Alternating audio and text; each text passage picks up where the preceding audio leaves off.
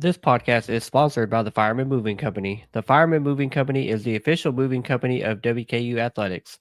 Not only can they be trusted to move all the coaches in and out of Western, but they can move you anywhere nationwide. The Fireman Moving Company is owned and operated by firemen and is founded by WKU alumni. If you are looking to move sometime soon, give them a call at 270-791-1755 and get yourself a free quote. Welcome to Topper Talk, your number one Western Kentucky athletics podcast. I'm your host, Stephen Moffitt, and I'm joined by co-host Tyler Bailey. Hilltopper Nation, whether it's happening on the hill or on the road, grab those red towels, stand up and cheer, because it's up next on Topper Talk. All right, welcome back, and thank you for downloading and listening to another episode of the Topper Talk podcast. We are the official podcast of the Red Towel Trust Collective, and we are a proud member of the College Huddle podcast community. As always, make sure you're following us on all of our social media platforms, and make sure you head over to our YouTube channel, give us a subscription over there, get updated with every time we release an episode. We've got I guess an information jam-packed episode that is sure to be out of date before we get it uploaded. Quite frankly, there's so much going on, so many moving parts and pieces and names and transfer portal wildness. But as always, I've got Tyler here with me, man. You ready to jump into all that information and just everything going on? Yeah, man, it's gonna be a good episode for the fans. But before we do that, we have to jump into our Red Towel wrap up, which catches us up on all of our WKU athletics we've missed since we last recorded. And as always, is brought to us by Trent Bedding Company. Don't forget your headboards, pillows, and your sheets. We got everything you need for a good night's sleep. Number one on the same check, best of Bowling Green. All right. Hey! Twins, full, queen and king, mattresses for anything. Come and pick it out and we can bring it to your house. Have you sleeping real good before the weekend's out. Trent Bedding. It's just like a mattress store. Hey. All right, so this is going to be a long Red Towel wrap-up, but those means it's a good one. Don McHenry, he was named Conference USA Player of the Week after the Tennessee State University and Murray State games.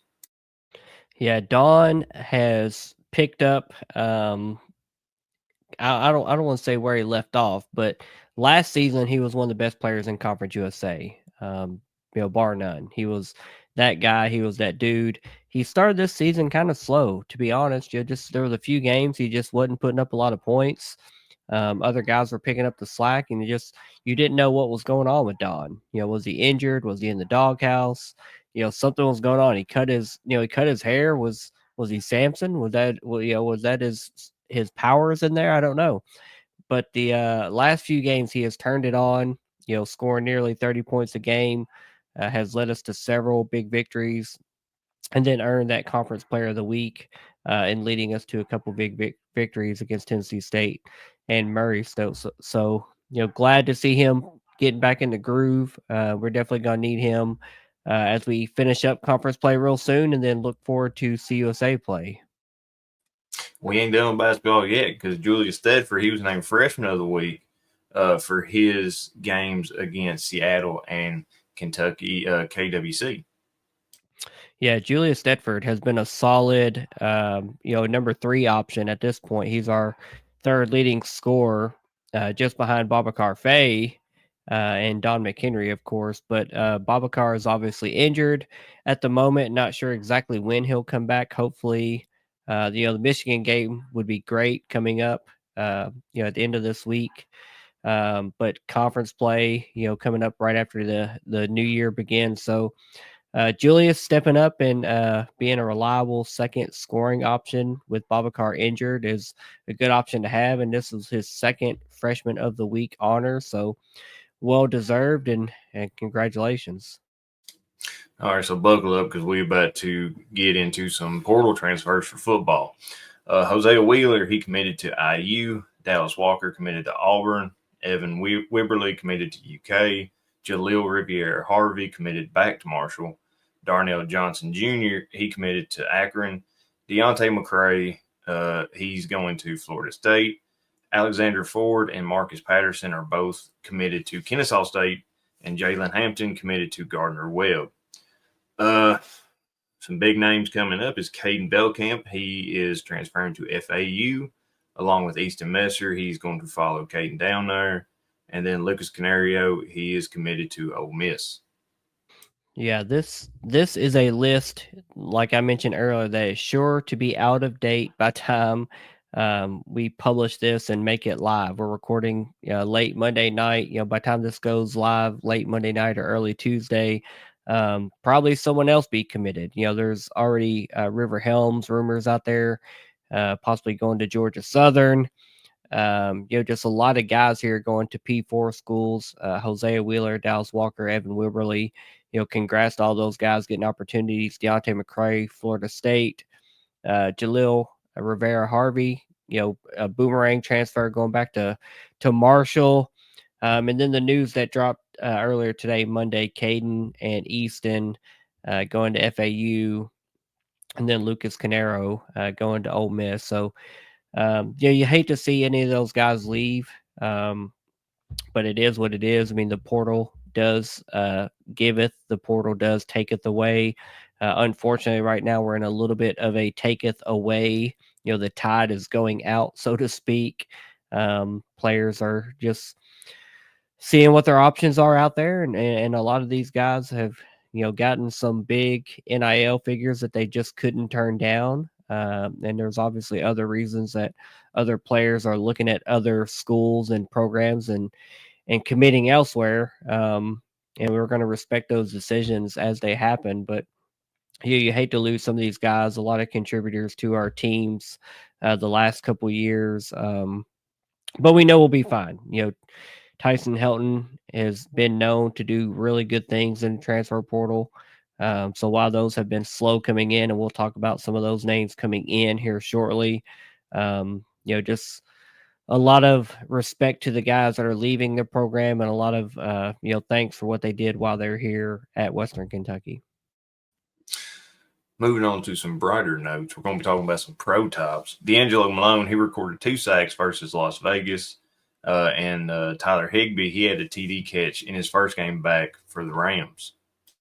Yeah, love to see D'Angelo Malone, getting a chance. He'd been mainly kind of a special teams guy for the Falcons, but got a chance to get, on the defensive side of the ball and see if he can be disruptive, and had 2 sacks, which is something we saw a lot of while he was here at Western.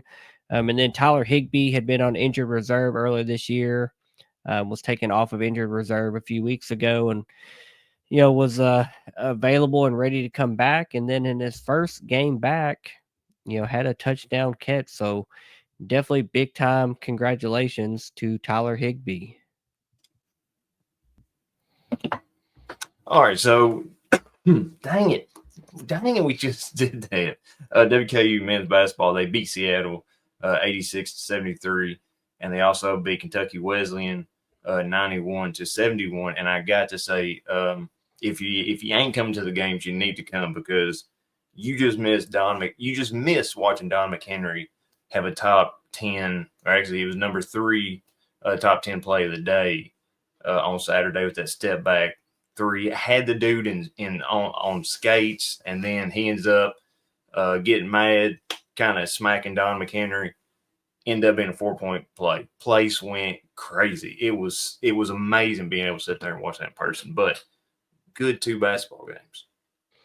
Yeah, good win against Seattle. I think that was our first full game of playing without Babacar when he was injured. And Seattle was a big basketball team, and that we really got tested on the rebounding side of things. They did out rebound us, but we out hustled them.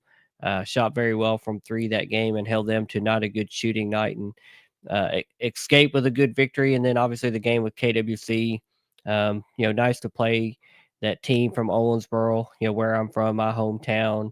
I like that. That's a pretty regular game for them. Them and Brescia are, pretty good teams there in Owensboro for, the divisions that they're at. KWC has always been good. Division 2. Back to the Ray Harper days in the 90s. So good wins. And definitely, like you said, that Don McHenry play, man, that top, that top 3 on the number 3 on the top 10 ESPN plays, man, that was an impressive crossover. Hezzy crossed him back over, step back, hit the 3, got fouled, got knocked down, and then had you can see our boys, Hank and Keith and Rachel on the sideline, courtside right there. We're just barking at the players, man, just going wild. So I can imagine live that was a pretty awesome play. I was at work, unfortunately, for that one. But yeah, definitely a memorable play, and just Don being the Don, man. Love to see it. Now, going to move on to some more football news. Offensive lineman Wesley Horton and defensive back Dave Herrard has entered the portal. Yeah, this is just a couple more players to add to the ever-growing list of players. Even though several of them now have committed to other schools. But just reminder, as always, just because they enter the portal does not mean they're leaving. Sometimes they're just putting their name out there, seeing what other offers or interests they may have. These guys could very well return to Western Kentucky. So we'll obviously stay tuned to that and update that as needed. All right, now we talked about players entering and committing somewhere else. Let's talk about players coming in. BYU transfer wide receiver Cody Epps. He committed WKU. Brandon Hollis, he's an offensive lineman. He committed from JUCO. Max Thurston, he's offensive line, committed in from JUCO. Willis Anderson, offensive line. He committed WKU from JUCO. Jalen Rogers, offensive line, committed to WKU from JUCO. And then Dominique Oliver, he's an outside linebacker, and he committed from San Diego State University. Yeah, so Cody Epps, I haven't had a chance to pull up any film on him yet, but I saw that he's a smaller wide receiver, so probably going to be a slot type guy. I'm not going to say Easton Messer. You're not just going to plug and play that guy initially, but seems like the BYU fans that I've seen in the comments and in the mentions really liked Cody Epps as a person, so glad to have him here at Western. And then Joe Bernardi just went off on a JUCO offensive lineman haul. 4 guys today. One of those being a 6'8", 370-pound offensive lineman. Another one's 6'6", 330. So we got some big boys on the offensive line coming in. Obviously we're losing a couple guys to graduation, guys to transfer. Just it is what it is. Attrition happens. Bringing in guys that have college experience. And quite frankly, our big boys is always a plus. And then the last one, the outside linebacker, Dominic Oliver from San Diego State, literally happened as we were about to start recording, got him into the notes. So, glad all those guys have joined us, and welcome to the Hill. Now going to be talking about some volleyball. Kaylee Cox, she was named the AVCA Honorable Mention All-American. And Katie Howard is the receiver of the Conference USA Fall Spirit of Service Award. Yeah, if I'm not mistaken, that makes 4 years in a row that we've had an ABCA All-American on our roster, from Lauren Matthews to Paige Briggs to now Kaylee Cox. So congratulations to her. Preseason Conference USA Player of the Year, postseason Conference USA Player of the Year, Conference USA Tournament MVP, and now an AVCA Honorable Mention All-American. Just an outstanding career, an outstanding season, and now she's been drafted into the Pro Volleyball League and is going to get a chance and opportunity to shine there. So definitely earned, and congratulations to Kaylee. And then Katie Howard, Bowling Green's own, being the recipient of the CUSA Fall Spirit of Service Award. That's an awesome recognition. So congratulations to her and both of those ladies. Now we're going to talk about some coaching movements.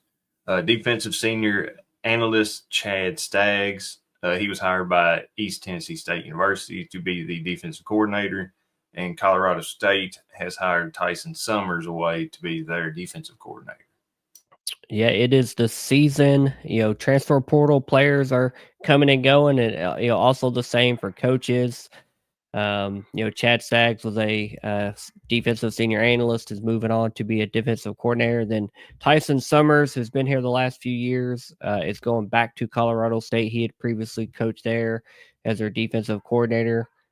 More than likely, I would say there's going to be more coaching changes coming down the pipe. Of course, we heard about Drew Hollingshead interviewing at UTEP. We haven't seen an official announcement of a job being accepted or taken elsewhere. But I'd say there's going to be at least a couple more shakeups in our coaching ranks just as dominoes fall other places and people get offered jobs. It's just that time of year. There's going to be some changes made, and next man up or hire someone from outside, and we're going to be okay. I believe in that. I trust Coach Helton to identify and find the next person or people to fill those positions.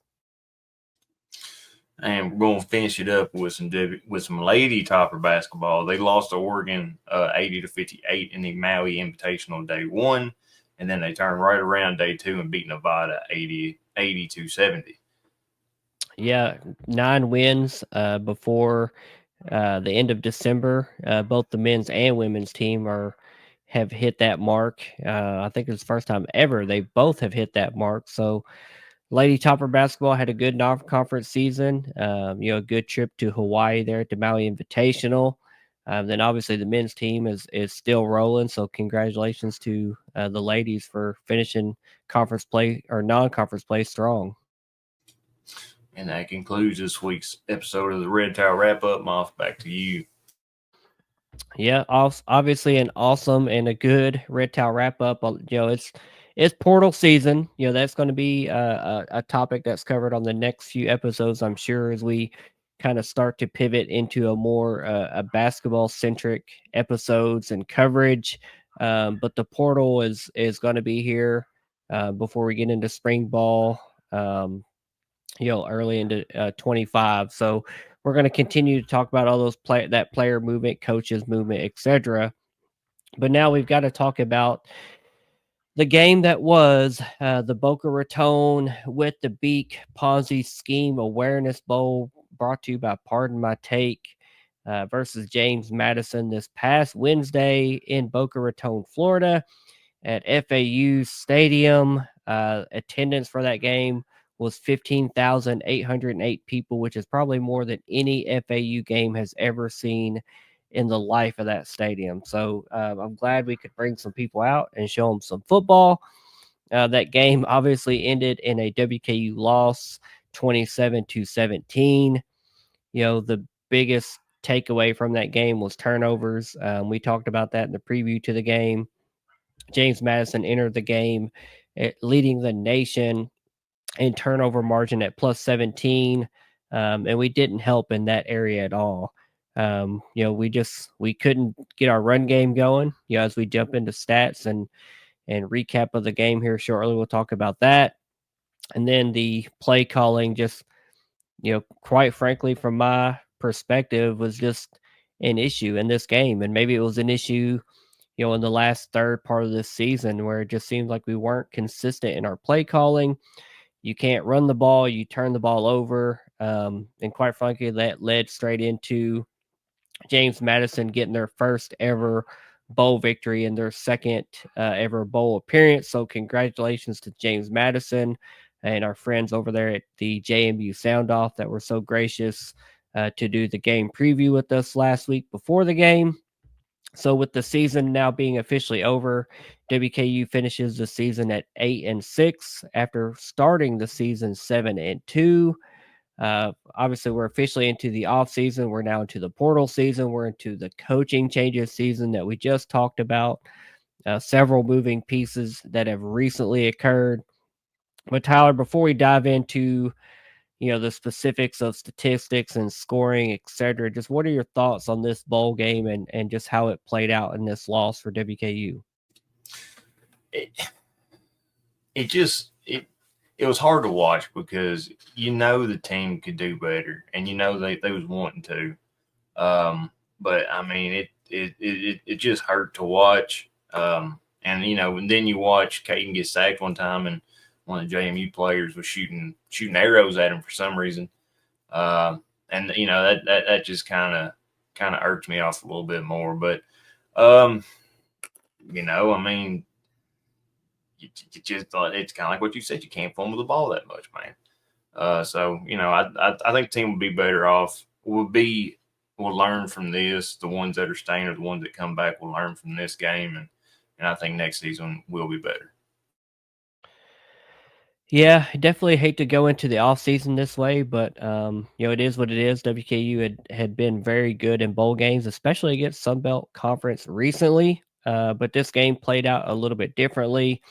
Running over the scoring recap of this game, the game opened with both teams trading punts before JMU opened scoring with a touchdown run, and then WKU fumbled their next possession. A couple possessions later, KD Hutchinson was inside the red zone and fumbled the ball. Obviously, going in to score potentially, it always hurts to turn the ball over. Earlier, we had an Easton Messer drop on a crossing route that, quite frankly, he's probably still running right now today, even in Boca Raton. He's still running down there if he catches that ball, because he had just nothing but green grass in front of him, dropped it. A couple possessions later, KD Hutchinson fumbles the ball. I mean, those are big point swings, not in our favor. That definitely hurt us at the end of this game.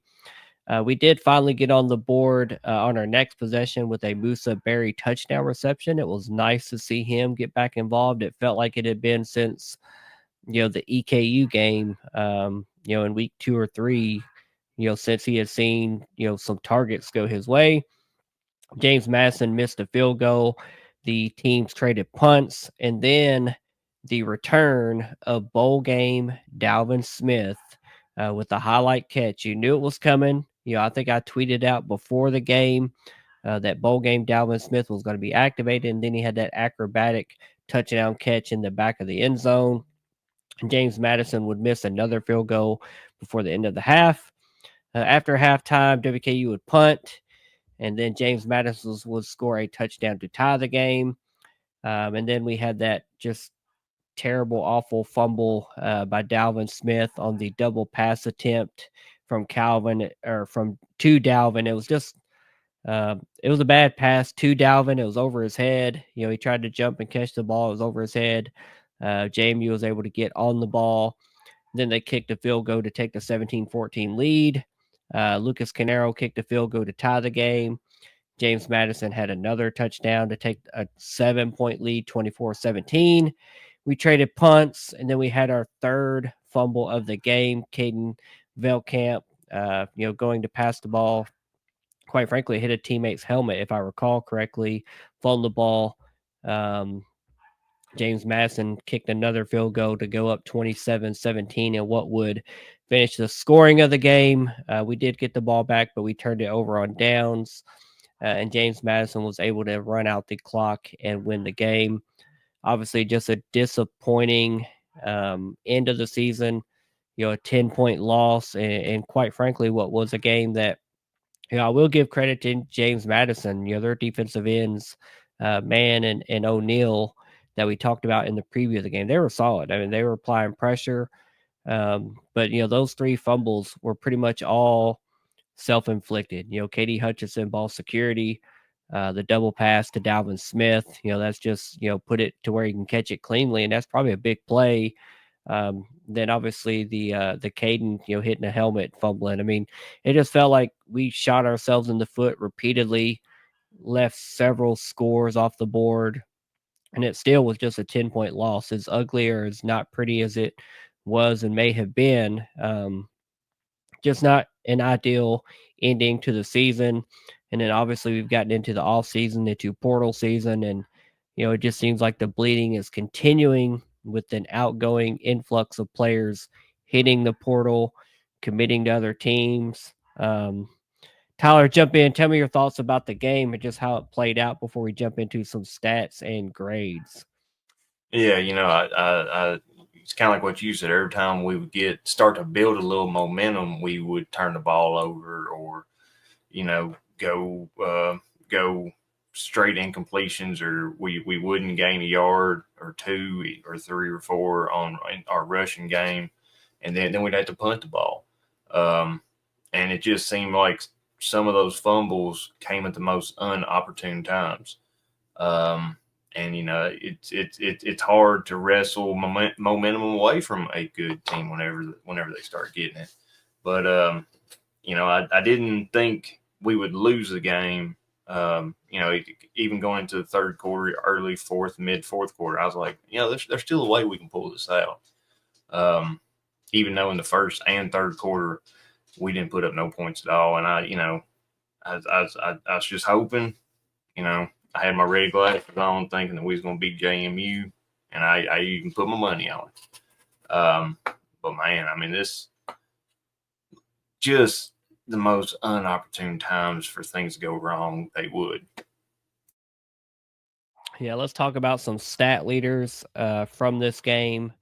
Even in a loss, Caden Beltcamp, 25 out of 39. He had 302 passing yards, 2 touchdowns, and he did have that one fumble late in the game. Elijah Young was our leading rusher. He had 11 carries for 37 yards, so barely 3 yards a carry. Not good. We talked about not being able to establish the run game earlier.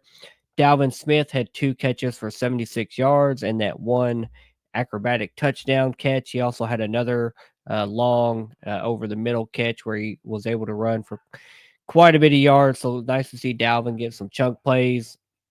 Keyshawn Johnson had 9 catches for 70 yards. Definitely a nice end of his Hilltopper career. Was our leading wide receiver all year long and just finished on a strong note, even though he didn't find the end zone. And then Easton Messer, 3 catches for 68 yards. On the defensive side, we had Keyshawn Swanson, who had 11 tackles. 7 of those were solo, with 1.5 being tackles for loss. Devontae Matthews had 9 tackles, with 5 of those being solo. Then special teams wise, Lucas Canero, he was 1 out of 1 on field goals, 2 out of 2 on extra points. And Cole Maynard had 5 punts for a 41.8 yard average. Tyler, what about these guys, and any performances stand out for you in this game, even in a loss? Well, I'm going to go with Dalvin Smith, Keyshawn Johnson, Easton Messer, and Musa Berry. I mean, it was good to see Musa come back because you're right. I think it was second game of the year or the season he was out. And it was good to see him come back and at least get that final touchdown or the one touchdowns in the game. Elijah Young kind of surprised me. I figured he would still be able to get more than just 37 yards. He had a long of 17 in that. But, in the receptions, he had four catches for 21 yards. So at least he's still adding. But, I mean, other than that, like I said, KD Hutchinson, 3 catches, 26 yards, long of 11. Keyshawn, I was really hoping he would be able to get in there because he was our most targeted receiver. He had the 9 receptions, but he just couldn't find that end zone. But I mean, all in all, the numbers are good. It's just like I said, it was them turnovers. It was the drop passes. He ended up missing 14 passes. 14 passes got dropped or overshot, undershot, what have you. If he had completed just a few more, I think we're talking about a different score here. Yeah, disappointing. Definitely some missed opportunities in this game. I mean, it is what it is. You have to give credit to James Madison for winning the ball game, and that was their first ever bowl victory. You can't take that away from them. Congratulations to them, but man, it really just felt like we lost this game. We gave it away just as well as they won this game. But congratulations to them. Talking about some key indicators in this game. Everything kind of paints the picture that, James Madison did have the edge. And of course, having 3 turnovers does not help. Total first downs, WKU had 14. James Madison had 19. Third down conversions, we were 5 out of 14. James Madison was 7 out of 16. Total yards, WKU had 318. 302 of those were passing, only 16-yard rushing. Once you account for sack yards and then the fumble to Dalvin, that was negative yards. We had a couple end arounds that were negative yards. James Madison had 394 total yards, and they were pretty balanced. 182 passing, 212 rushing. Really balanced attack. And then the stat that we've mentioned a couple times: turnovers, 3 of them for WKU, all fumbles, and 0 for James Madison. So they entered the game plus 17 in turnovers. They ended the game plus 20. Probably, by the time bowl season's over, I'm sure that's still going to be leading the nation in turnover margin. And then time of possession, WKU had the ball for 23 minutes and 28 seconds, while James Madison had the ball for 36 minutes and 32 seconds. So let's dive in to some grades. I'm sure, for the last time this season, these are going to be a nice, a nice batch of grades. And quite frankly, a disappointing loss to, be the cherry on top of the season. Tyler, what have you got for the offense versus James Madison? Offense for me, ooh, you're right. It is going to be a pretty good batch. 14 missed passes, run game got shut down pretty much, and 3 turnovers. I'm going to have to go D on that. Yeah, I'm pretty close to it. I'm going to give him a C. Quite frankly, execution wise, we did enough to win this ball game. Quite frankly, if you don't put the ball on the turf 3 times and give them possessions that are empty for us, we could have, I don't want to say should have, but we easily could have put ourselves in position to where this was not a 10-point game. We left points off the board. The rushing game never really got going. But we just catch a couple more passes, don't have a dumb offensive pass interference, don't put the ball in the turf. And man, I don't know what it is. Call it, players thinking about their transfer destination, call it whatever you want to call it. We just did not play a clean game. We talked about that several times this season, whether it be penalties, whether it be turnovers, execution, whatever it is. You have to play clean games against teams that are solid and sound. And James Madison was definitely one of those teams. That was a good team out of the Sun Belt. And turnover wise, they have exploited that in their favor all season. That kind of used to be our calling card as far as leading the nation in turnover margin a couple years under Tyson Summers. But this game and this year we were kind of on the receiving end of that more than we were the taking away end of that. So it is what it is. I'm gonna give him a C. It was just an average performance for me. What about the defensive grade versus James Madison? I mean, we did hold them less than 30 points, which typically in Sunbelt and Conference USA, that's enough to win as long as you can, just put a few more points on the board. We only had 4 tackles for loss. We had 0 sacks in this game. I'm going to give them a C for this one. Yeah, I'm right there with you. I'm gonna give him a C as well. Just an average performance, not gashed per se. We did have a rough time stopping the run, 212 yards rushing that they had. But the bigger takeaway for me for the defense was we didn't have, very many impact plays. We didn't create any turnovers. Like you said, no sacks, only a few tackles for loss. At the same time, though, the defense did enough to keep us in this game and to help the offense win the game. We just didn't do enough on that side of the ball. So kind of tough hoeing for the defense as it was a lot of this season, just putting us in position where we could have won this game. We just didn't do enough and didn't score enough points. So I'm going to give them a C. I think it was a good effort and a good overall team game plan. What about your grade for special teams? Special teams, Luke Canario, he did what he does. He did kick a long one to 31 yards, 5 points total. And then Cole Maynard came out there, 5 punts, 209 yards total. Long of 47, got 1 inside the 20. And then Cameron Flyers, he only kick returns. He had 1 return for 10 yards. To me, that's an A. I mean, they came out, they did what they were supposed to do. They didn't cost us anything.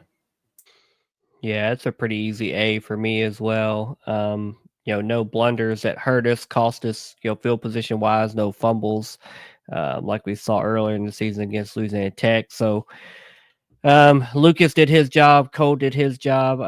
Got to give those guys an A. That's all you can ask of them. What about your grade for coaching versus James Madison? All right. How many games in a row has a team went over 200 yards on us in rushing, quite a bit. 4 or 5, I'd say. 4 or 5. All right. So you tell me in 4 or 5 games, they can't figure out how to better defend against it. I mean, yeah, we didn't get gashed by it, but they still put up numbers on us.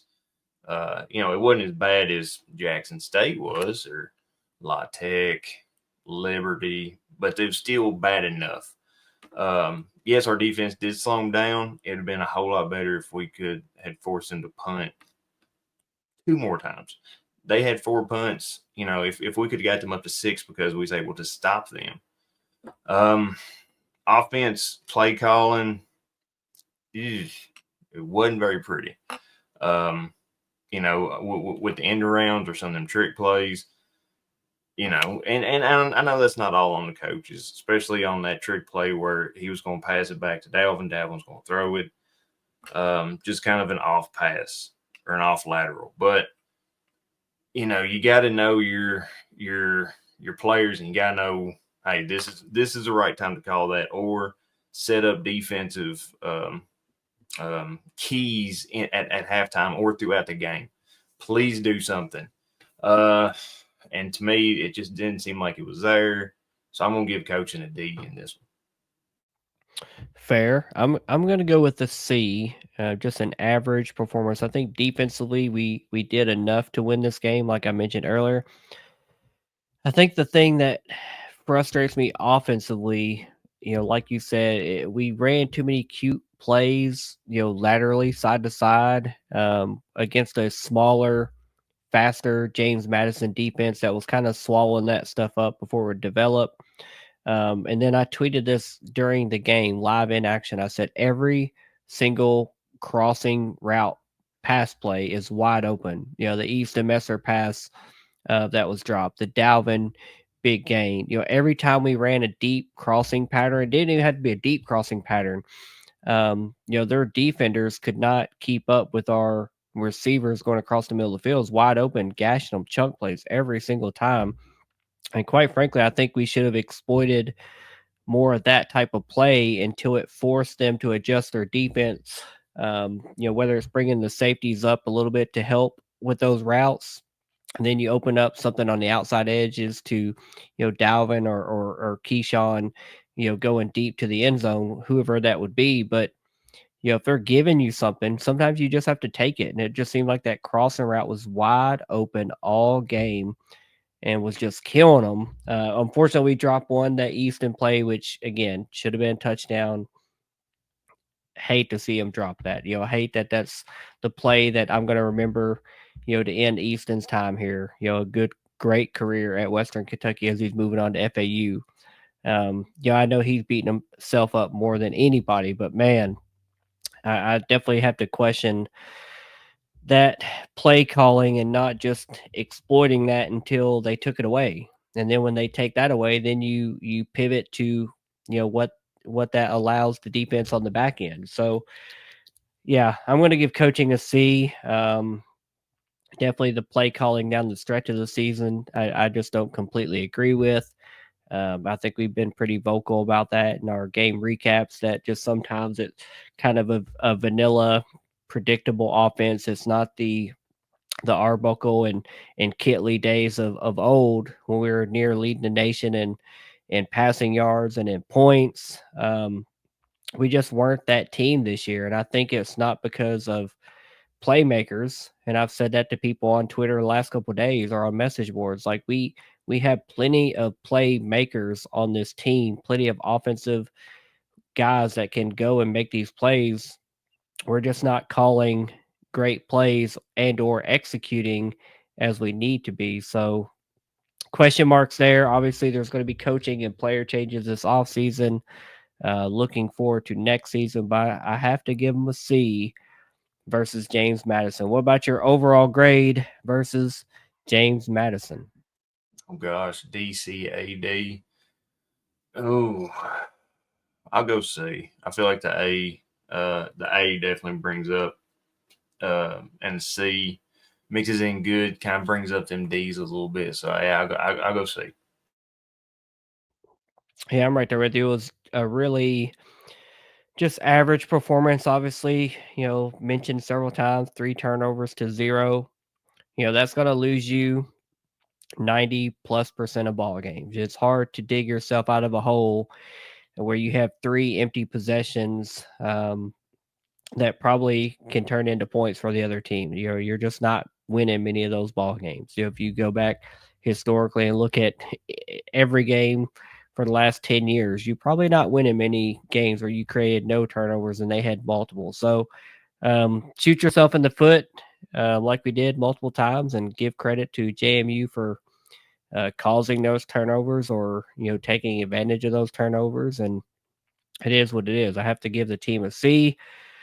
We move on. We close the book from that loss, and quite frankly, the season is now over. 8-6, 7-4 now overall in bowl games. The off season's here. It's basketball season. We pivot to that.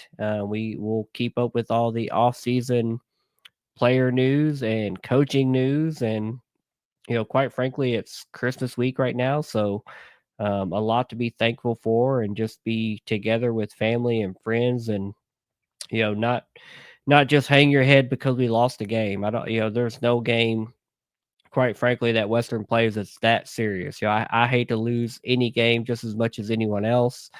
As a fan, as a podcast host, as a whatever, I don't want to win every game we play in, but it's not that serious. There's bigger things to focus on, and it's definitely that time of year to just be thankful for friends and family. Obviously, I hope everyone listening has a great Christmas season with their friends, with their family, their loved ones, etc. And we'll obviously keep track with everything going on in the off season, portal wise, coaching wise, and now we're going to start talking about basketball a lot more. We have a really fun and really good basketball team over there in Diddle Arena. We've got a tough matchup at Michigan coming up this weekend. And then we look forward to Conference USA play, which quite frankly has been tougher. I don't want to say tougher than expected, but tougher than we have been in recent seasons. Ken Palm numbers were the number 9 overall conference, which is really good. So it's going to be another tough season in Conference USA play. Looking forward to it. There's good basketball there to be had and to be talked about and to be witnessed and spectated. So I'm here for it. Love talking about it, whether it's win, lose, or draw for the Hilltoppers, whether that's football, basketball, volleyball, whatever sport we got going on. We love to be here recapping it, talking about it, and just thankful for that opportunity. And hate to see the football season end the way it did, but still a great day to wake up a Hilltopper. I tweet that all the time. It doesn't matter if we lose a game, a player leaves, whatever it is. Guess what? Still says WKU on the front of this sweater, just like it says on the front of yours. And we're going to be just fine, man. Tyler, I'm going to kick it over to you. Hit us with your final words and take it on out of here. Yeah, I'm just going to kind of echo you and say, I hope all Hilltopper Nation has a absolutely terrific Christmas day, Christmas week, all the happy holidays, because this is a very special time of year, and you get to celebrate with your friends and family, and even if your family ain't your blood, with the family that you chose, I hope everyone gets to enjoy this time and eat and party and be merry and all that stuff. But yeah, for sure, people come to the basketball games, support the men and women's basketball teams. The men's basketball team is really electric. They play some great defense. The offense, they play quick. I'm sure they're still at the top of the nation in I guess it'd be time Tempo. before they shoot, or Tempo. they shoot quick. They go really fast. It's a very entertaining, very awesome tempo that they play. And the guys are playing great, even without Babacar. Leroy's coming in. Leroy's putting in some good minutes. He's starting to score some more. Defense wise, he is getting a little bit better. But it's good to come and see it. Hopefully we'll get Christian Lander back because he's still hurt from the Murray game. And it would be awesome if we go up into Michigan and end up beating them. That would be just great Christmas present for all of us that wear the WKU red. But yeah, you know, football season is over. Transfer portal come and goes. But you just never know what Helton is going to bring out of the portal. He could bring some studs out. Yes, we are losing some players, but you know, another person's going to come in. He's going to be just as hungry. He's going to have that chip on his shoulder. He's going to be ready to play. And for the players that are staying, not going in the portal, thank you very much. It's good to have you here. And the ones that left, hey, no hard feelings. I understand why you left. Well, I don't understand everything, but I can see. But, you know, coaching changes, that's going to be exciting to see how that shakes out. But with that, Moff, who has a brother than us, dog? Nobody, buddy. You know it. You know, go Tops. Go Tops. Later, guys. See you.